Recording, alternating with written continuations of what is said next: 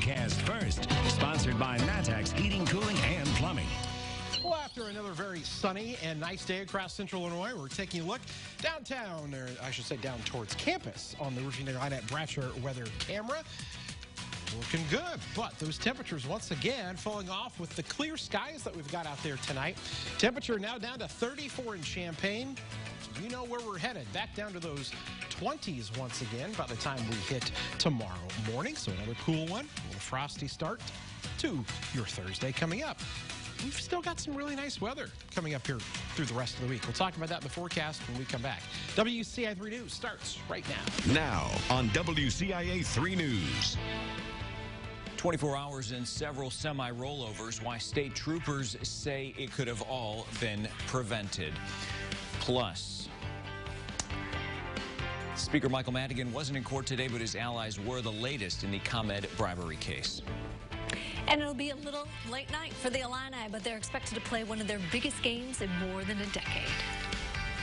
You're watching your local news leader. This is WCIA 3 News at 5. We begin with breaking news. Rescuers are on the scene of a crash in Champaign County. It's in Stanton Township, just north of St. Joseph. WCIA 3's Jamie Mays is live there now. So, Jamie, what can you tell us? We're in Stanton Township, and we heard over the scanner a little bit earlier today that there's a car crash that happened out here on 2200 East right now. We saw the sheriff's office. They had traffic blocked. That person with the sheriff's office drove up and further towards the accident, but they are blocking off traffic here on Route 2200 East in Stanton Township. I wasn't able to get a lot of information right now. The Champaign County Sheriff's Office says they're not releasing any information right now regarding what's happening with this accident. I called them. I spoke with someone who told me that there is possibly an accident up here, but he would not really confirm it. So we'll keep you all updated with more information. What we do know is that traffic is being diverted. So if you're in Stanton Township on 2200 East, you're going to be asked to go back around to get around this accident that's happening up here. We'll keep you updated with more information as it becomes available.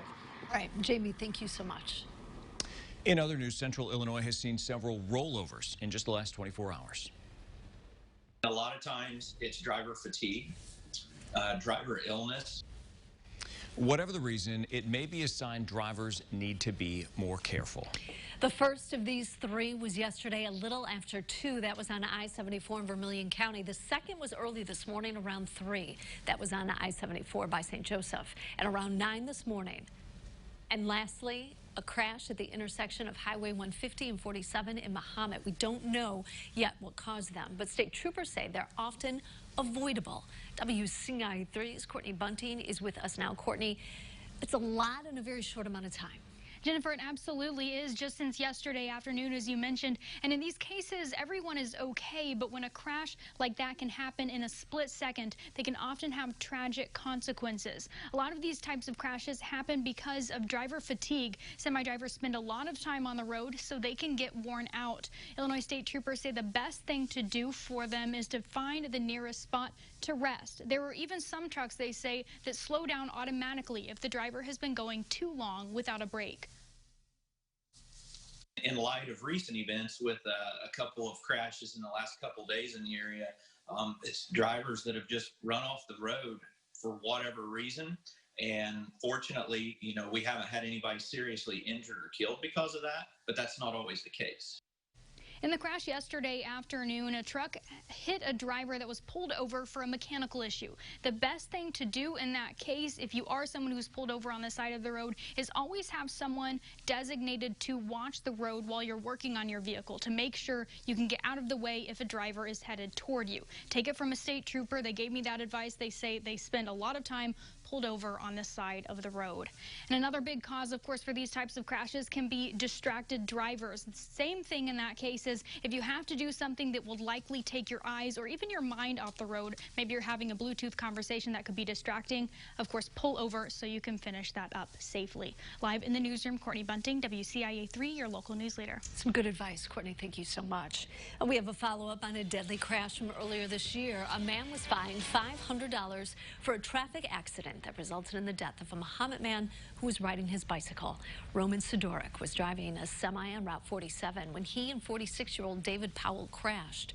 Powell died 3 days later. Sidoric was ticketed for improper passing. He pleaded guilty Monday to driving on the wrong side of the road. The Sangamon County coroner confirmed the cause of death for a 13-year-old in Decatur. Janaria Scott was pulled from a house fire on Sunday. She died from smoke inhalation at St. John's Hospital in Springfield. The cause of the fire remains under investigation by the state fire marshal. A man from Urbana and co-owner of online shoe store Zappos has died. Tony Shea was born in Urbana after his parents met at the U of I. He died last week from smoke inhalation after his home in Connecticut caught fire. Investigators are still trying to figure out what caused the fire. Shea was 46. A 25-year-old man from Normal was arrested in Gibson City after damaging a squad car. Dazzle Dotz was first arrested November 23rd after being accused of beating 2 women at a house near State and 15th. He was told to stay away and was arrested again. This time, he escaped from his handcuffs. Police say he ripped out the squad car lights and kicked a deputy in the face. They say he also threatened to strangle an officer with a phone cord. A 34-year-old Muhammad man is facing sex charges. Andrew Huddle is accused of sexually assaulting a child under the age of 13 over the course of 5 years, starting in 2015. His bond was set at $500,000.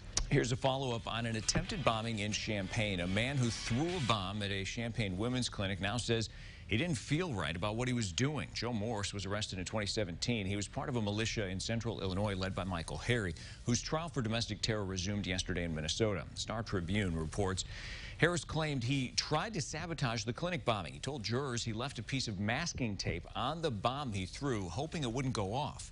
Morse admitted in court he'd been promised a shorter prison sentence if he testified against Harry. We reached out to the women's health practice. It declined to comment. 4 of House Speaker Michael Madigan's close allies entered not guilty pleas in federal court today. Former ComEd executives and lobbyists face corruption charges that could carry some steep prison sentences. Capitol Bureau Chief Mark Maxwell has the latest from Springfield. 2 weeks after federal prosecutors charged 4 of House Speaker Michael Madigan's close allies with bribery and corruption, all 4 of those defendants appeared in court Wednesday morning via video conference. Mike McLean, the Speaker's go-to lobbyist and confidant, Jay Doherty, a ComEd lobbyist and the head of the City Club of Chicago, John Hooker, a former executive and lobbyist with the power company and its former CEO, Anne Pramaggiore, all 4 appearing with their lawyers to tell the judge they're not guilty. Speaker Madigan is not charged in this case yet, but he is listed as Public Official A at the center of the scheme. Documents ComEd handed over to a House Special Investigative Committee show the defendants describing how that scheme worked, sometimes even mentioning Madigan by name or referring to him as, quote, our friend, in connection to paid internships and seats on the company board. House Republican leader Jim Durkin responded to the arraignment in a press conference. All roads in this massive and wide-ranging scandal lead to Speaker Madigan. Speaker Madigan cannot, under any circumstance, continue to serve in the House of Representatives as Speaker of the House. I am asking for Speaker Madigan's resignation today and do what's right for the people of the state of Illinois and resign your office.